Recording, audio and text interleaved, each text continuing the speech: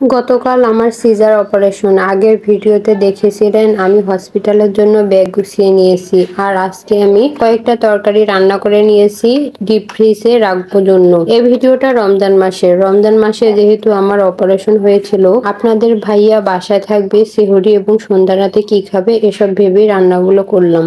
এখানে আমি গরু মাংস ভুনা করে ছোট ছোট 2 বাটিতে রেখেছি। বুটের ডাল দিয়ে মাংসের হাড় রান্না করেছি, আর সাথে সজনা, আলু, টমেটো দিয়ে বাটা মাছের ঝোল রান্না করেছি। এই রান্নাগুলোর পাশাপাশি হসপিটাল থেকে বাসার দূরত্ব যেহেতু খুব বেশি দূরে নয়, হসপিটালে থাকাকালীন শাশুড়ি মা এসে রান্না করে সিহরির জন্য এবং সন্ধ্যা রাতের জন্য নিয়ে গিয়েছিল হসপিটালে। আমি যেহেতু সিজারের প্রায় 15 দিন পর ভয়েস দিচ্ছি, তাই হসপিটালে থাকাকালীন শাশুড়ি মা এসে যে রান্না করেছিল সেটাও তুলে ধরতে পারলাম। প্রায় 15 দিন থেকে আমি পেজে কোনো প্রকার ভিডিও আপলোড করতে পারছি না, যার কারণে আমার এই ছোট পেজটার রিচ একেবারে ডাউন হয়ে যাচ্ছে।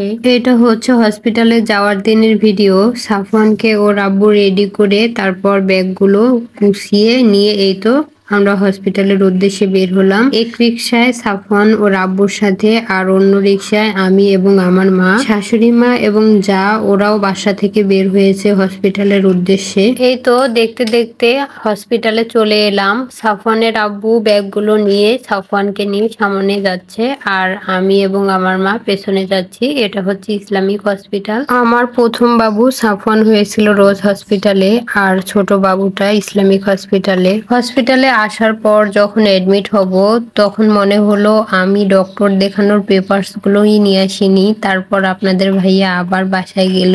বাসা থেকে পেপারস নিয়ে আসার পর এডমিট হলাম। আমার অপারেশন রাত 8:30টায়। কেনুলা হাতে পরানোর পর আর ভিডিও করা হয়ে ওঠেনি।